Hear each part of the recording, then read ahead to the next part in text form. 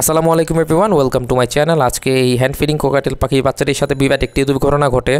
আমরা যারা সিরিঞ্জে hand feeding করাই জানি অনেকেই যে পাইপটা অনেক সময় খুলে যায়। তো এই পাইপটি আজকে ভুলবশত খুলে হ্যান্ড ফিডিং করানোর সময় ওর থলির মধ্যে চলে যায়।